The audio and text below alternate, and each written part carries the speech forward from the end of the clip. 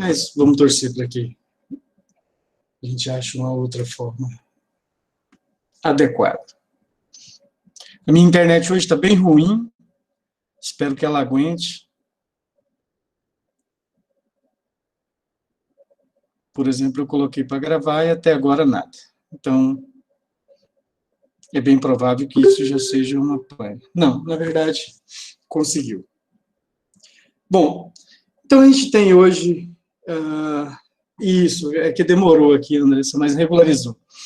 Então, hoje a gente tem aí para fazer uma discussão sobre o segundo capítulo, né, sobre o primeiro capítulo do segundo volume, né, da obra da Assunção Barros, da sua coleção Teorias da História, né, que a gente também discutiu o volume 1, e o porquê da escolha desse texto, né? A disciplina de Teoria 1 e esses textos que a gente selecionou para fazer a discussão dos seminários, né, recortam aquilo que a gente tem de mais significativo em relação ao processo de constituição da história enquanto ciência no século XIX, especificamente. Para você entender esse contexto, né, da constituição da história enquanto uma disciplina acadêmica, você precisa entender os debates em torno das humanidades que povoavam o pensamento europeu, sobretudo, né, no século XVIII e, posteriormente, no século XIX. Não é ser eurocêntrico, mas quando você fala de história e da constituição dela enquanto ciência, esse processo ele tem um lugar de nascedouro, que é a Europa Ocidental. Muito especificamente, a Alemanha, a França, a Inglaterra, né? Então, não tem como pensar a constituição da história enquanto ciência sem essas três unidades nacionais, essas três culturas, né? No caso da Alemanha ainda não podia ser chamada de uma unidade nacional, ali no contexto do XVIII, nem no início do século XIX, mas pensar a construção da história enquanto ciência, da formulação de uma disciplina acadêmica que tem como preocupação produzir um conhecimento mais ou menos confiável em relação ao passado, ao ponto de ser alçada a uma categoria de ciência, pressupõe você entender uma discussão sobre as ideias filosóficas que povoavam o pensamento europeu, sobretudo depois daquilo que a gente convencionou chamar de Renascimento e de um dos seus desdobramentos mais elementares, que foi a Revolução Científica do século XVII. Então, a gente tem que ter esse layout dessas ideias filosóficas mais ou menos claras na nossa cabeça, para a gente entender o porquê da constituição da história enquanto ciência no século XIX. Como afirma o Legoff, o século XIX é o século da história, porque é o momento em que ela surge enquanto uma disciplina acadêmica. Como o próprio José da Assunção Barros já disse, né, no texto que nós discutimos na aula passada, esse processo de constituição da história enquanto ciência está alicerçado em todo um contexto, né, de debate que configura a constituição de um pensamento científico, aquilo que o Pierre Bourdieu chamou de constituição de um campo disciplinar. Foi o conceito que a gente trabalhou na aula passada.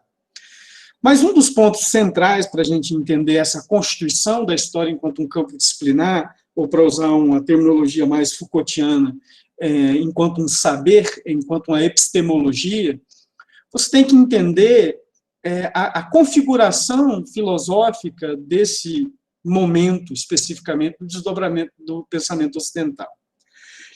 E para a gente entender minimamente esse rol de questões que estavam postas aos homens do século XIX, você tem que retroceder à herança de uma das correntes de pensamento que foi, seguramente, uma das tradições mais vivas do pensamento filosófico ocidental pós-Renascimento, que é aquilo que vocês já estudaram no ensino médio e ao longo das disciplinas aqui do curso. Em diversos momentos vocês ouviram falar ou leram algumas coisas relacionadas, sobretudo em história moderna, que é a questão do iluminismo, né? Então, entender a constituição da história enquanto ciência passa por você entender aquilo que alguns autores, né, como um grande pesquisador brasileiro intitulado Sérgio Paulo Rouanet, chamou de as razões do iluminismo, ou seja, o tipo de pensamento que o iluminismo, enquanto uma corrente filosófica, ajudou a alicerçar no Ocidente. Então, o iluminismo ele foi um referencial filosófico que ajudou no processo de constituição dos Estados nacionais, ajudou no processo de constituição de uma crítica aos regimes absolutistas, né, na Europa, né, de uma forma geral, e, de alguma forma, está atrelado à formação de uma sociedade que a gente, posteriormente, passou a chamar de uma sociedade contemporânea. Então, o texto do Barros, e eu escolhi ele exatamente por isso, ele vai apresentar como que, no século XIX, você tinha um conjunto de ideias alçada a uma categoria de referência substancial para você pensar alguns aspectos da realidade, e isso tem uma terminologia específica, a terminologia que ele usa é paradigma, né? Então, no século XIX, quando a história vai se constituir enquanto ciência, ela vai se constituir num diálogo com esses três paradigmas de pensamentos, né, que estruturavam o pensamento científico e filosófico ocidental na Europa. E esses três paradigmas, cada um porta as suas características, depois nós vamos, na próxima aula, adentrar e tentar estabelecer uma comparação e uma diferenciação entre os elementos de cada um desses paradigmas, especificamente positivismo, o historicismo e o marxismo, ou também chamado no texto de materialismo histórico, numa concepção mais restrita. Mas o que me interessa nessa nossa discussão de hoje, e nas primeiras páginas desse volume 2 da coleção Teorias da História, do Assunção Barros, é entender a relação que esses paradigmas têm de herança, seja do ponto de vista de uma afirmação ou do ponto de vista de uma negação com o iluminismo. Então, é fundamental você entender essas questões. Nos textos em que eu selecionei para a gente discutir na segunda parte da disciplina, praticamente todos eles, com a exceção do texto do Nietzsche, que não se encaixaria aí nem numa perspectiva historicista, muito menos marxista ou positivista. O Nietzsche se encaixa dentro de uma outra corrente filosófica que também tem uma aproximação crítica com o iluminismo, que a gente chama de vitalismo, mas é uma outra aproximação com o iluminismo. Mas todos esses autores que a gente vai estudar no segundo momento da disciplina dialogam com um ou com outro desses paradigmas historiográficos. Então, de uma forma direta ou indireta, mas aí no caso é direto mesmo, todos eles estão relacionados com uma herança do iluminismo ou com uma certa recepção crítica ou positiva do iluminismo.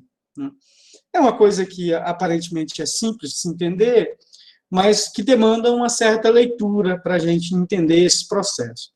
Uma das melhores obras para você entender esse contexto que eu estou tentando narrar não é nem de longe essa do Assunção Barros, é um texto mais complexo, intitulado As Razões do Iluminismo, do Sérgio Paulo Rouanet, e outros autores que a gente poderia utilizar para entender essa discussão. Mas a questão central que eu quero debater com vocês, então, esses paradigmas do século XIX, eles estão alicerçados ou numa afirmação, e aí quando eu falo século XIX ou século XVIII, você não pode trabalhar essas ideias de uma forma muito precisa, não são marcos exatos, você tem influência de autores que você fala que é do século XIX, mas eles estão constituindo um pensamento no XVIII, então são marcas fluidas, não tomem 19, 18 como referências sólidas, mas eles estão dialogando com uma herança do iluminismo, com uma certa forma de pensar os desdobramentos daquilo que se convencionou chamar de revolução científica e da constituição epistemológica dos saberes, no qual as ciências humanas também irão se desenvolver, com uma diferença, né? A revolução científica é a revolução que tem como carro-chefe o método físico-matemático, o método que a gente chama de galilaico-newtoniano, ou seja, a aplicação do plano cartesiano e da física newtoniana para pensar o espaço e as grandezas, que gerou, de fato, uma revolução naquilo que a gente chama de ciências da natureza, ou numa acepção mais condizente com a discussão desses autores, né, sobretudo com o Dilthey, que a gente vai discutir na segunda parte da disciplina, mas também do Rank, com aquilo que no século XIX se chamava de ciências nomotéticas. E aí não tem nada de complexo nisso. Ciências nomotéticas são aquelas que buscam a compreensão do que se entende por nomos, ou seja, leis, a forma como determinadas leis configuram a natureza dos fenômenos, que é a base do pensamento científico do século XVII. Por que eu estou falando isso para vocês e estou falando de uma forma bastante abrangente?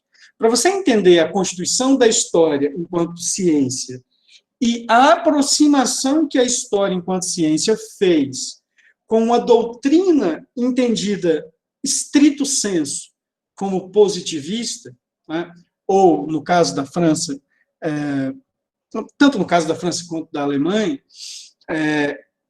tem a ver com a necessidade de se equiparar a um modelo de pensamento que já havia se constituído e se tornado tradicional.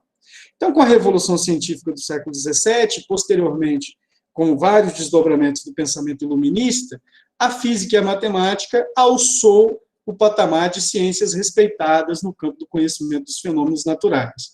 Então, o modelo de ciência, ou a ideia de ciência, se confundia com a ideia do método físico e do método matemático. Então, fazer ciência significava pensar matematicamente, né? Uma expressão muito comum, né, desse período é a expressão deísta, que eu discordo veementemente, que afirmava que a matemática era a linguagem através da qual Deus construiu o universo.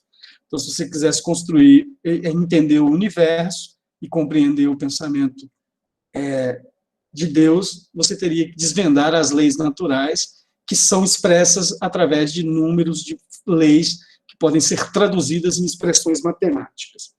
Essa concepção, ela dominou o ideário científico europeu e o ideário científico de uma forma geral, né? Eu discordo disso, né, eu discordo disso, né? Porque, sim, discordo completamente. Não, mas calma, vamos entender o porquê que eu discordo, né? Não é uma discordância à toa. Primeiro, é possível descobrir leis, né? E a natureza se expressa, em sua grande maioria, com fenômenos que podem ser simetricamente medidos e compreendidos. Nesse sentido, pode se converter em leis, né? Como a lei da gravitação universal do Newton, por exemplo. Agora, uma coisa é você dizer que é possível compreender as leis pelas quais os fenômenos se processam e entender a sua razão de ser no mundo e, através de uma compreensão da relação entre causa e efeito, produzir um entendimento ou uma explicação sobre a natureza dos fenômenos. Mas, para mim, isso só é válido numa perspectiva imamentista, né? Não há nenhuma concepção de supra sensível que oriente ou que formule essas leis, né? A minha leitura sobre a natureza ou sobre a história não é uma leitura deísta. Para mim, não há plano místico na natureza. Nesse sentido, eu destoo de toda a filosofia da história, que vai de Herder, Kant e da maioria dos filósofos e dos cientistas do século XVII e XVIII, que eram deístas, né? Deístas você não é um cristão no sentido tradicional, você rejeita essa concepção cosmológica do cristianismo em torno da Igreja Católica ou até mesmo da Reforma Protestante, mas não abandona a ideia de que existe uma divindade e uma consciência que opera a natureza e que constrói ela segundo uma determinada vontade. Isso é deísmo, né? O Deus não é um velho barbudo sentado num trono, né, que mandou a verdade para o mundo. Essa é uma concepção cosmogônica cristã. Porém, né, no deísmo persiste a ideia de uma consciência criadora, que ordena as coisas e que dá um sentido a elas, né? Só isso não é entendido como uma consciência humana, não se encaixa nessa mitologia cristã. Quando eu digo que eu discordo veementemente disso, é porque eu discordo da ideia de uma consciência criadora. Para mim, o universo é a expressão material das suas próprias condições de possibilidades.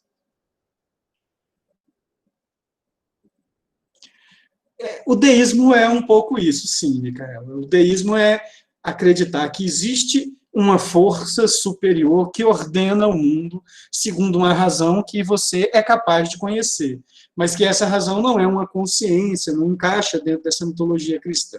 Os cientistas do século XVII e XVIII, eles eram, na sua grande maioria, deístas. Isso significa, não quer dizer que é ateu. O deísmo é um elemento inicial para você negar uma cosmologia cristã ou qualquer cosmologia que seja.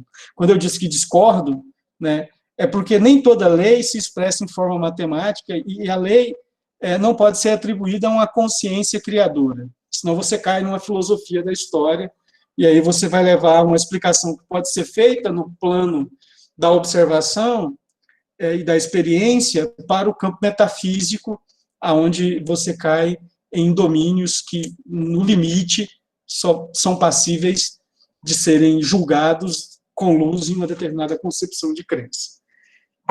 E eu me defino como uma pessoa que não concordo ou não vejo essas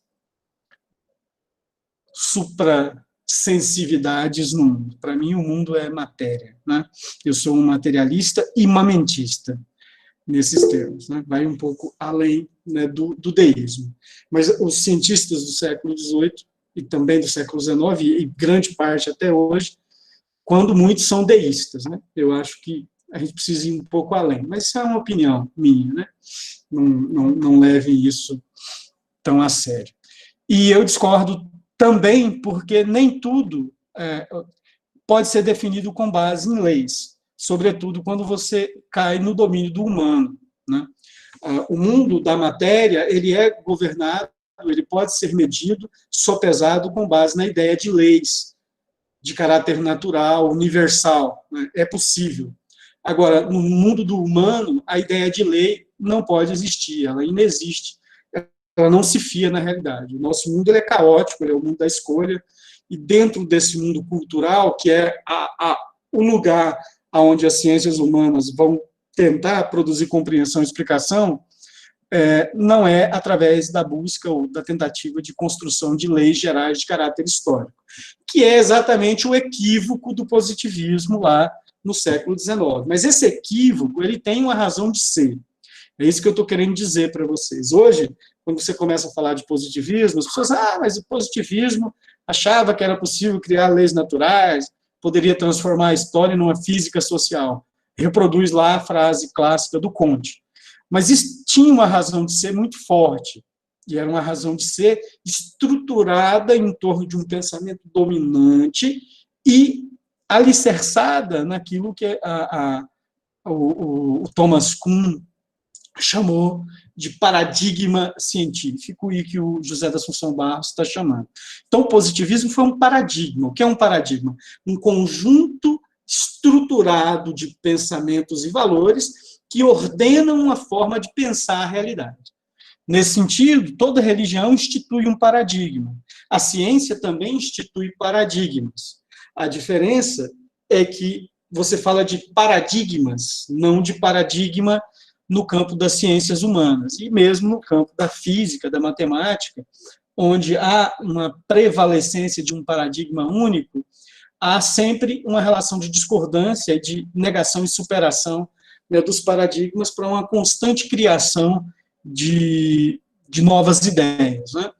Então, a minha fala aqui com vocês é mostrar esse contexto geral, de herança de uma filosofia que demanda de uma relação, que emerge de uma relação de releitura da experiência filosófica ocidental do Renascimento, de retomada de um projeto de cultura ocidental, que é a aproximação com os gregos, sobretudo do período clássico, a filosofia platônica e da filosofia aristotélica, e de uma constituição de um modelo de pensamento que se nomeou, ou foi nomeado por alguns autores contemporâneos, como, por exemplo, o Kant, de iluminismo. E o que seria, então, esse iluminismo e qual a importância dele? Quando a gente estuda o iluminismo na escola, ou às vezes em algumas disciplinas, você estuda esses grandes pensadores do iluminismo, como Voltaire, Rousseau, Diderot, Condorcet, D'Alembert, que foram autores que ajudaram a estruturar as ideias de um liberalismo filosófico, de um Estado que surge a partir primeiro de uma afirmação de um modelo absolutista de Estado, depois com a negação desse modelo absolutista de Estado, feita, sobretudo, na experiência da Revolução Francesa, da Revolução Americana. Mas o iluminismo ele foi mais do que isso, ele foi uma espécie de um núcleo duro da cultura filosófica ocidental. E todo núcleo, ou seja, todo grande... não estou achando a palavra, né? Mas quando você olha para uma árvore na floresta, né? Imagine aí, não um pinheiro, porque pinheiro é uma coisa tosca, pobre, né? Porque não tem galho, não vai para lugar nenhum. Imagine uma árvore, um pé de manga, por exemplo, que alimenta a fome de muitas pessoas países afora. Imagine um pé de manga, né? O pé de manga ele tem um tronco sólido, que está estruturado em raízes sólidas, né? E que, a partir dessas raízes sólidas e desse tronco sólido, vai emergir galhos que vão apontar em diferentes direções, né? Os galhos não vão apontar sempre na mesma direção. E esses galhos todos, eles se sustentam por causa desse núcleo gerador e por causa dessas raízes. As raízes do pensamento filosófico e científico ocidental é a cultura filosófica grega, na sua grande maioria.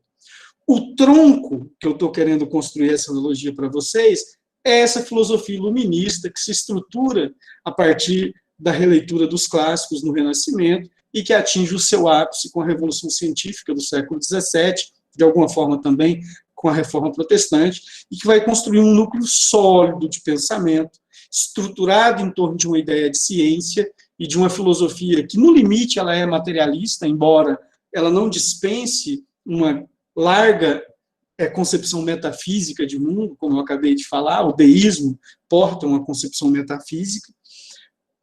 Porém, isso no 17 e no 18. No 19, né, o que vai acontecer com essa cultura iluminista, ou com esse modelo de pensamento? Ele vai desdobrar em galhos de pensamento que vão apontar em direções opostas. E esses galhos, que eu estou querendo falar para vocês na analogia, e que o Assunção Barros está abordando no texto, é o positivismo, o historicismo e o marxismo. O positivismo, então, você tem que pensar esses dois paradigmas, primeiro, na relação de herança com o iluminismo. O positivismo, o próprio nome do paradigma é positivismo, sistema positivo. De onde vem essa positividade, essa afirmação? O positivismo é uma afirmação, uma continuidade, um prolongamento da concepção iluminista de mundo, sobretudo da sua concepção de ciência centrada em um modelo de homem, e esse modelo de homem iluminista é a concepção de homem do cogito cartesiano, a ideia do eu penso, logo existo, ou seja, eu penso e tenho uma razão, e a minha razão é capaz de esclarecer o mundo, de medir o mundo, de pesar o mundo, de estabelecer um cálculo para me explicar o que o mundo é. Ou seja, é uma razão capaz de esclarecer, de conhecer, de controlar, de antecipar e de prever. E isso tem a ver com o sucesso das ciências no campo da física, da matemática, posteriormente das demais ciências naturais, que vão causar uma revolução tecnológica fundamental para o desenvolvimento da humanidade. Então, essas ciências, no século XIX, estavam gozando de um apogeu do desenvolvimento do método que estruturou essa forma de pensar, que é o método científico, ou o método que a gente chama, vez ou outra, de galilaico-newtoniano, ou simplesmente método cartesiano, né?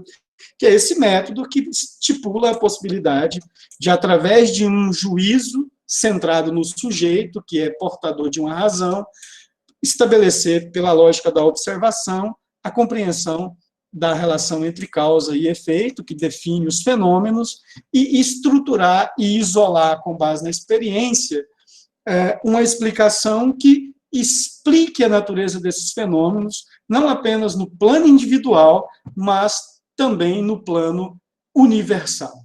A ideia de lei geral é uma tentativa de universalizar a explicação do fenômeno, que se aplica ao sistema, ao conjunto como um todo, né? Então, o positivismo ele é uma continuidade, ele é um prolongamento. Por isso, o pensamento positivista ele está alicerçado numa valorização excessiva da ciência, numa valorização excessiva de uma ideia de progresso, e ele traz no bojo da sua filosofia uma noção de ordem e de lei como estruturante de um sistema de pensamento. Então, o positivismo nada mais é do que a hiperbolização da cultura iluminista do século XVIII no século XIX. Né? Nesse sentido, então, ele traduz um modo otimista de ser e um modo vitorioso de ser do método científico vinculado às ciências naturais. Porém, né, como eu disse, um tronco ele não gera galhos apenas numa direção. A partir de uma mesma herança, você pode ter orientações e perspectivas completamente diferentes. Então, se o positivismo ele é a afirmação e a hiperbolização da ciência, o historicismo ele é o elemento oposto, ele é a negação dessa herança iluminista e uma tentativa de rejeição e de abandono dos modelos e dos valores propagados por essa concepção iluminista de mundo. Mesmo no interior do iluminismo, né, você vai encontrar ali do iluminismo o desenvolvimento de duas matrizes filosóficas de mundo, né? E de uma dessas matrizes filosóficas de mundo vai derivar o historicismo, que às vezes quase se confunde com essa visão filosófica de mundo. Então, da herança do iluminismo no século XVIII, desdobra ainda no século XVIII, é coetâneo ao próprio iluminismo, um outro sistema de pensamento que a gente chama de romantismo, né? E aí não confundam romantismo com o romantismo das fases literárias, do romantismo português, do romantismo brasileiro, ainda que exista uma relação de proximidade muito grande. Mas o romantismo, como eu estou tentando esboçar para vocês o conceito, é a rejeição psicológica da ideia iluminista de razão e de ordem e de uma crença absoluta no progresso da ciência e no progresso da razão. Então, ainda no século XVIII, com o pleno desenvolvimento do iluminismo, você tinha uma rejeição desse modelo dominante de ciência, que é o romantismo, que não está voltado pela valorização da razão ou pela valorização da capacidade objetiva de pensamento. O romantismo é um sistema de pensamento que valoriza o eu, que valoriza o individual, que valoriza aquilo que é subjetivo e inerente a uma razão interna ao sujeito e que, portanto, não é passível de universalização. Ela só é passível de vivência e de compreensão e de empatia.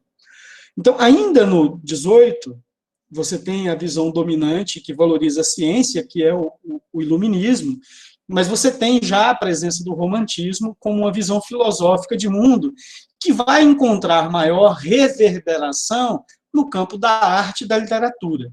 É por isso que a maioria das pessoas confundem a ideia de romantismo com a literatura e com a arte, e acha que romantismo é simplesmente a pessoa saudosa, que fica apegada a um sentimento e que não que se apega a questões de ordem afetiva e de ordem subjetivas psicológicas. O romantismo ele é uma atitude filosófica, uma forma de você perceber criticamente, ou ainda que essa percepção não seja consciente, de você rejeitar um modelo de pensamento centrado numa exterioridade. Se a ciência e o positivismo valoriza a razão, o exterior, né, o romantismo ele centra a sua forma de pensamento no indivíduo e na interioridade, na subjetividade.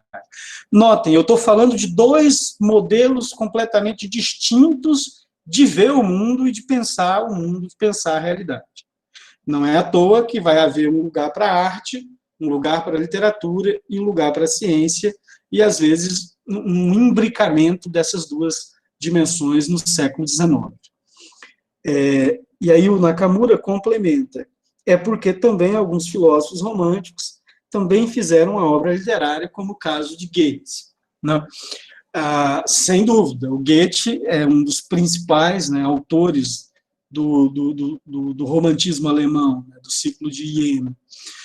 Mas não apenas porque vários filósofos românticos, que eram filósofos críticos dessa concepção de razão iluminista, escreveram obras literárias, mas também porque a arte é uma forma de linguagem que busca se expressar por uma lógica de pensamento que se adequa mais a esse ideário romântico de mundo do que o ideário iluminista de mundo. Né? Então, pensar uma arte iluminista é pensar uma arte engessada em torno de uma ideia de racionalização que, às vezes, simplifica ou empobrece a criatividade. Então, o pensamento romântico ele serve como um alicerce, como um combustível para a valorização da individualidade. E na arte, a individualidade é fundamental, porque é na arte que reside aquilo que alguns autores, como o próprio Peter Guy, chama de estilo, né? A criatividade individual do artista, que a partir da sua subjetividade molda uma peça, molda uma obra que carrega um traço daquilo que o Bergson chama de elan vital, ou seja, da sua força vital, da sua individualidade, é transplantada para a sua criação artística. E isso é um modelo de pensamento que se alicerça na Europa como uma negação crítica, né, do iluminismo e que valoriza outras coisas que aquela concepção de razão não é capaz de explicar, porque é uma razão limitada. Então, entendam, o que eu estou querendo dizer para vocês? O iluminismo foi vital para a gente entender o desenvolvimento da ciência e do pensamento científico e filosófico ocidental. Porém, ele gerou uma visão extremamente otimista, extremamente radical e, ao mesmo tempo, conservadora, né, da ideia de razão, de ciência e de progresso. O romantismo e o herói romântico, ou o romântico, o filósofo romântico, foi sempre aquele que percebeu as falhas do processo de desenvolvimento, as falhas do processo de colonização, as falhas do processo de modernização, as falhas da ciência, ou seja, os buracos que a ciência e a razão não eram capazes de preencher. O romantismo foi sempre aquele indivíduo, aquela corrente de pensamento que percebeu essas questões. Existe um exemplo, né, na historiografia que ilustra muito bem isso, que eu geralmente sempre trabalhava com esse texto quando eu ia discutir essa questão, dessa vez não foi possível, que é o texto de um grande pensador brasileiro vinculado a uma certa leitura crítica da obra do Marx, que é o Michel Lovy, que é um pensador muito, muito interessante para entender esse movimento. Ele tem um livro intitulado As Aventuras do Barão de Munchausen, que é um personagem que foi criado, né, se eu não me engano, agora tem muito tempo que eu não leio, mas acho que o autor chama-se Rudolf Erich Hesp. Ele foi criado exatamente nesse contexto para servir como um herói romântico de negação da racionalidade científica. Né? Então, quem é o Barão de Munchausen? Né? Se vocês digitarem no Google, vão aparecer diversas historinhas sobre ele. O Barão de Munchausen é o mentiroso tradicional, ele perfigura essa imagem do mentiroso. Né? Só vou falar aqui algumas passagens para ilustrar o que eu estou querendo dizer. Né? O Barão de Munchausen, ele está numa guerra e ele quer viajar de um castelo para o outro, ele laça uma bala de canhão com um chapéu e viaja de um castelo ao outro, laçando a bala de canhão com um chapéu. Ou ele está em alto mar, alguém vira o barco dele, e ele segura o barco na cabeça, vai até o fundo do mar e cruza o mar caminhando, respirando o ar que ele guardou dentro do barco. Ou uma outra história, né, fabulosa do Barão de Munchausen é que ele estava comendo alguma fruta, acho que cereja, e aí ele estava comendo ela e jogando as cerejas para trás, numa viagem que ele estava fazendo, e depois ele volta, né? Quando ele está voltando, ele para no mesmo lugar para comer, e aí quando ele vai sentar, ele senta e o arbusto começa a levantar e a se mexer. Quando ele olha, eram as cerejas que ele tinha comido e tinha jogado, tinha caído na cabeça de um cervo e tinha virado um matagal na cabeça do cervo, e o veado estava com plantas no lugar de chifre. E a mais famosa, né, história do Barão de Munchausen é a história de que ele cai, né, num poço de areia movediça, e ele está, óbvio, areia movediça, ele, né, e o próprio cavalo caiu ali na areia movediça, e a areia movediça, quanto mais você mexe, mais ela vai te puxar, né, para baixo.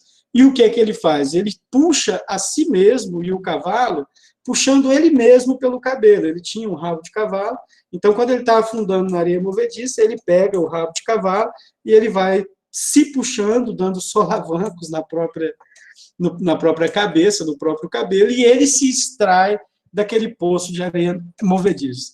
Ah, Luiz, mas que personagem doido é esse que você está falando? É um mentiroso, as histórias dele são mirabolantes.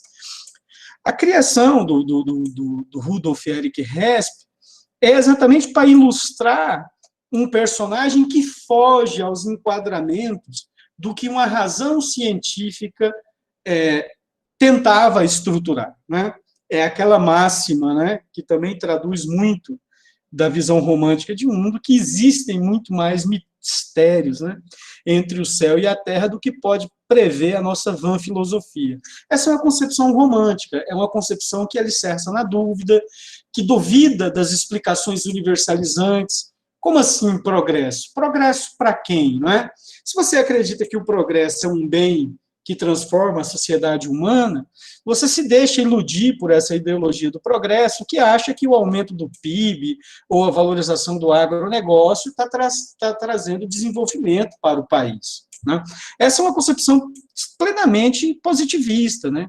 de uma valorização excessiva de uma lógica, de uma razão que o capitalismo soube estruturar tão bem no seu desenvolvimento. O romantismo sempre apontou essas falhas, sempre apontou para esses elementos de negação, e apontava para o universo individual e para a necessidade de você valorizar. Né? Então, o que os românticos diziam, o que importa se a revolução industrial vai mudar o mundo, se a ciência é capaz de dominar a natureza? O que eu quero fazer é namorar com a minha bela amada no meu dia de folga, eu quero curtir a vida, eu quero experienciar outra relação com a natureza, outra relação com a minha amada. Isso, para mim, é mais importante do que o progresso, é mais importante do que a vida do rei, é mais importante do que o desenvolvimento da França ou da Inglaterra. Ou seja, você centra a sua avaliação sobre o mundo em uma concepção de eu que, no limite, ela é individualista, no limite, ela é quase solipsista, mas ela nos ajuda a entender os limites dessa razão que se diz capaz de, olha o nome, iluminismo, né? Uma razão capaz de iluminar o mundo, de produzir respostas, de produzir esclarecimento.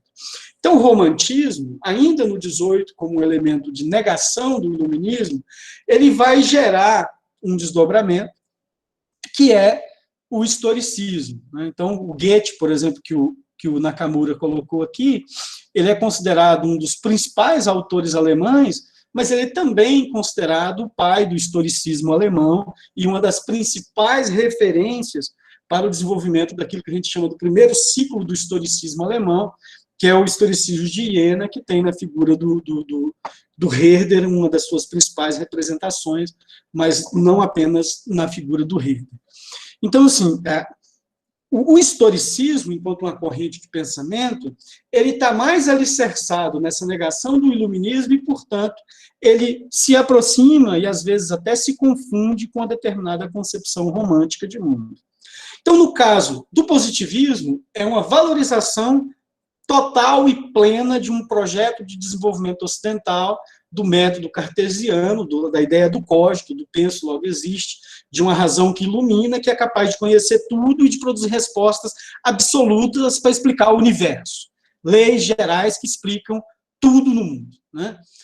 O historicismo, ele também é herdeiro dessa matriz filosófica, que é o iluminismo, mas ele se aproxima muito mais dessa visão romântica de mundo, e é por isso que o historicismo ele vai ter uma atenção muito maior para as artes e para as humanidades, de uma forma geral, e desde o princípio do desenvolvimento da história enquanto ciência, o historicismo vai apontar para as impossibilidades de se produzir leis gerais para definir o caráter humano. Então, quando nós formos ler os autores historicistas clássicos, como Wilhelm von Humboldt, o próprio Wilhelm Dilthey e o Droysen, nós vamos identificar ali, ao mesmo tempo, uma tentativa de defesa da história enquanto ciência, mas, ao mesmo tempo, uma rejeição da ideia de ciência vinculada ao modelo das ciências naturais, vinculadas ao modelo das ciências nomotéticas, não é? A concepção de ciência que vai fazer escola nessa matriz de paradigma historicista é a concepção de ciência ideográfica, que o Dilthey vai usar esse termo, que é uma ciência que se aproxima muito mais dessa visão romântica de mundo e dessa crítica, dessa rejeição ao iluminismo, do que de uma valorização dessa ideia. Então, a ciência ideográfica está centrada numa ideia do específico, da singularidade, de fenômenos irrepetíveis, que são incapazes de serem convertidos em leis gerais. Então, nesse sentido, né, na origem da história enquanto ciência, surge dois grandes paradigmas, um que afirma a possibilidade de que a história pode ser uma ciência tal qual a física e a matemática, e um outro que afirma a possibilidade da história ser uma ciência, mas não igual à física e à matemática, não segundo os mesmos métodos, não segundo os mesmos critérios.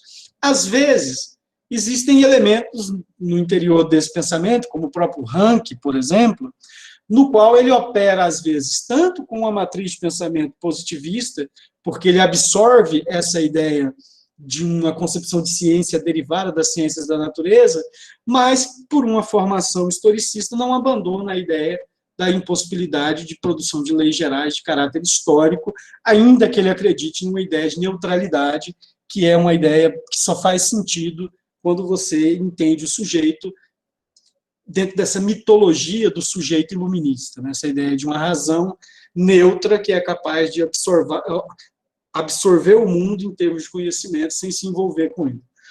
Então, esses dois modelos, eles vão transitar. E as ciências humanas, elas surgem exatamente nesse contexto, né? E elas surgem num momento em que as ciências da natureza já estavam fortalecidas, e para ocupar algum espaço e serem reconhecidas como ciências, elas vão ter que dialogar com essa concepção dominante, né, de método científico, mas sem abandonar essa perspectiva mais singular, que faz mais sentido para o campo das humanidades, que é a concepção historicista, ainda que, se você levar a cabo o pensamento historicista, você inviabiliza a própria ideia de ciência, porque na concepção historicista, se todo conhecimento é singular, a possibilidade de você construir um conhecimento que tenha uso coletivo ou aplicabilidade em contextos diferentes se torna uma impossibilidade. Então, você tem que entender esse processo de constituição da história enquanto ciência no diálogo constante entre esses dois paradigmas de pensamento. E por que paradigma, né? Porque não escola positivista ou escola historicista, embora você possa usar. O conceito paradigma ele é mais adequado, porque é um grande conjunto de pensamento dentro do qual você pode falar de escolas específicas, né? Então, você tem uma escola durkheimiana, por exemplo, que é positivista, mas ela é diferente de um positivismo do Condorcet, por exemplo, ou de um positivismo do próprio Auguste Comte. Então, dentro do historicismo, que é um paradigma, alicerça-se diversas escolas, matrizes de pensamento. No mesmo caso do historicismo, né? Quando você fala historicismo, esse conceito, ele é um dos conceitos mais polinômicos, heteronômicos, que você pode encontrar quando está falando de teoria da história. Você vai encontrar historicismo para definir quase tudo no processo de constituição da história enquanto ciência. Então, ele é um conceito extremamente abrangente, que você tem que entendê-lo na sua especificidade. Então, quando, por exemplo, um autor, né, como Thompson escreve lá A Miséria do Historicismo, você tem que entender o que ele está chamando de historicismo, né? Existem dezenas e dezenas de textos, né, na historiografia que já colocaram essa temática de definir com maior clareza o significado de historicismo e a importância dele para as ciências humanas. Então, esse conceito, ele é o mais difícil de precisar, porque, às vezes, ele dá nomes diferentes para fenômenos iguais. Ele dá nome igual para fenômenos diferentes. E eles podem significar uma coisa no contexto francês e pode significar outra no contexto alemão. Então, você fala de historicismo ou de historismo, e como nós aqui no Brasil somos muito influenciados por essas referências europeias, às vezes existe uma diferença entre historicismo e historismo, da forma como ele é pensado na França e na Alemanha, mas aqui a gente consome como tudo igual. Então, é um conceito um tanto quanto difícil de você lidar, mesmo eu que pesquiso nessa área há muitos anos, quando eu vou explicar o que é historicismo, eu tenho que parar, relacionar o conceito a obras, a autores, para delimitar o que eu estou querendo dizer com historicismo, né? Autores de grande envergadura, como Sérgio Buarque de Holanda, por exemplo, já escreveram textos falando sobre a atualidade do historicismo. O professor Estevão de Rezende Martins, que é um autor que a gente já leu vários textos aqui, ele tem um texto que eu considero muito interessante para entender essa discussão, intitulado, vocês encontram aí na internet, é só digitar, tem no livro, mas ele também publicou como artigo, intitulado O Útil e o Desagradável no Historicismo, né? Quando você vai falar da constituição da história enquanto ciência, existe um aspecto que é útil do historicismo, mas também existe um aspecto que é desagradável, que é essa perspectiva de uma ordem mais pragmática, né? Vinculada a uma metodologia das ciências que é apropriada de um determinado modelo, que é, no limite, historicista, cientificista. Então, a história nasce alicerçada nesse debate, né, de paradigmas historiográficos. E o marxismo, né, que é um paradigma um tanto quanto posterior, né, você pode falar de marxismo a partir da obra do Marx, né? E a obra do Marx, ela é da segunda metade do século XX, ainda que você tenha obras de envergadura construída ainda na década de 1848, né? Mas as principais obras do Marx, sobretudo o Capital, vêm a partir de 1853, né? 18 Brumário também. Então, assim, o pensamento marxista, ele dialoga e ele reverbera alguns elementos que estão tanto presentes no positivismo quanto no historicismo. Então, a gente, na próxima aula, o que eu quero fazer com vocês, eu vou preparar uma projeção e eu vou mostrar os elementos, e isso vocês já sabem, né? Os elementos centrais que definem o positivismo, os elementos centrais que aproximam e distanciam o positivismo de historicismo, como que o marxismo, enquanto um paradigma historiográfico, da forma como o da Assunção Barros está pensando, ele conserva elementos de um pensamento filosófico que dialoga tanto com o positivismo em alguns aspectos, quanto com o historicismo na sua ampla maioria, mas que cria uma perspectiva analítica completamente nova, centrada numa concepção do materialismo histórico dialético, que é uma inversão do pensamento da filosofia dialética do Hegel, né? Então, tem aí uma criação, uma inovação em relação a um pensamento, e ele se torna um paradigma, porque a partir do momento em que a obra do Marx ela ganha notoriedade no século XIX, todo um sistema de pensamento, todo um conjunto de autores, tanto do ponto de vista dos desdobramentos políticos da obra do Marx, quanto do desdobramento filosófico e científico da obra do Marx, vão fazer escola mundo afora. Exemplo disso é a escola histórica do marxismo austríaco, o marxismo inglês, né, chamado de New English Left, né, no qual se encaixa o Thompson, o Hobsbawm, o Perry Anderson, e a escola de Frankfurt, na Alemanha, né, com Adorno, Horkheimer, o próprio Walter Benjamin, em um determinado momento, Marcuse, num segundo momento. Também fará escola na França, né? Há uma influência direta de uma certa concepção econômica da história, pensada com base no Marx, nas obras do Marc Bloch e também do Lucien Febvre, ainda que aquilo que se chama de escola dos análises não possa ser diretamente encarada como influenciada diretamente pelo marxismo, porque ela recebe uma série de outras influências e se constrói também numa negação dessa concepção epistemológica do paradigma positivista na França. Então, o que eu quero discutir com vocês é esse conjunto geral, ou seja, existe aí um monte de ideias que circundam o pensamento filosófico e científico ocidental, que estão alicerçados em torno desses, primeiro, esses dois paradigmas, que é o positivismo e o historicismo, que são desdobramentos de concepções filosóficas anteriores, no caso do iluminismo e do romantismo. Então, essas duas concepções são herdeiras do iluminismo. No caso, a segunda, que é o historicismo, ela é crítica do iluminismo, mas não deixa de ser herdeira por causa disso. E o marxismo também é herdeiro do iluminismo e dialoga com determinados elementos, tanto do historicismo quanto do positivismo. É isso que eu gostaria de discutir com vocês ao longo das próximas aulas, né? Talvez a gente leia até o texto do Michel Lovy mais à frente, que é um texto pequeno, para a gente entender essa distinção entre historicismo e positivismo e posterior àquilo que caracteriza o marxismo.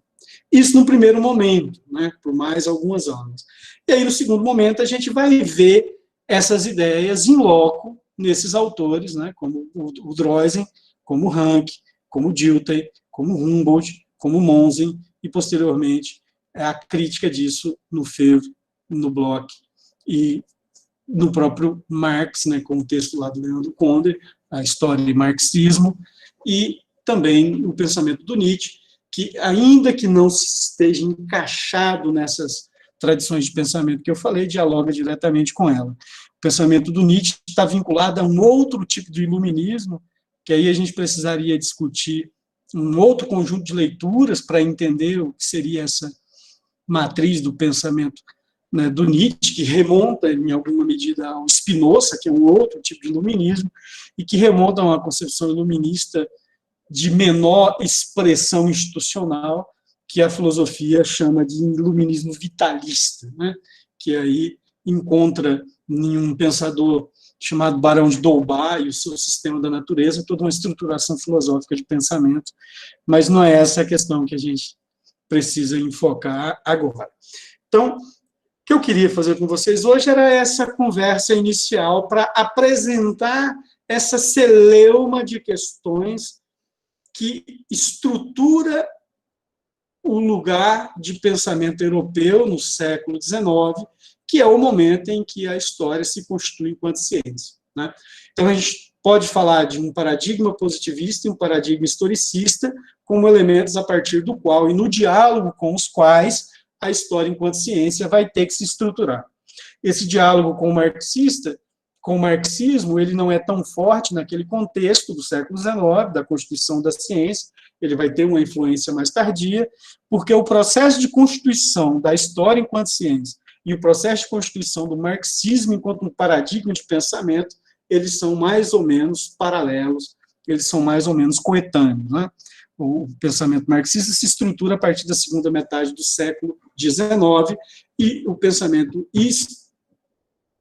da historiografia acadêmica, dessa escola histórica, que vai ser responsável pela cientificização da historiografia, pela cientificização da história, que a gente chama de escola histórica alemã, de historicismo alemão, de historicismo francês, de historicismo inglês, vai ser também contemporânea a essa segunda metade do século XIX, com diversos desses autores que nós vamos ler, né, aí na segunda parte da disciplina.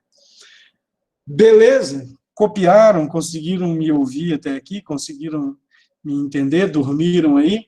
Porque, basicamente, o que eu estava querendo conversar com vocês para apresentar esse texto seria essa reflexão geral mesmo, essa celeuma, jogar essa rede ampla, né? E chamar a atenção para vocês da necessidade de estarem lendo, né, essas obras, esses autores, né? Eu indicaria, para complementar essa discussão que a gente está fazendo, o texto do Michel Louvi, agora me escapou o título, mas ele discute tanto o positivismo quanto o historicismo e, no final, a influência do pensamento do Weber, e esse livro, que é um livro clássico, intitulado As Razões do Iluminismo, para quem quer entender a filosofia moderna, os desdobramentos disso na sociedade moderna e, consequentemente, na sociedade contemporânea, o livro do Rouanet é um livro bastante interessante para se entender. Certamente tem na biblioteca. Daí do campus, eu tenho lá na minha pseudo-biblioteca, que está abandonada lá na faculdade. Espero que ainda esteja lá quando eu voltar. Se sumir, eu já sei a quem culpar. É um dos 18 matriculados na disciplina de Teoria da História.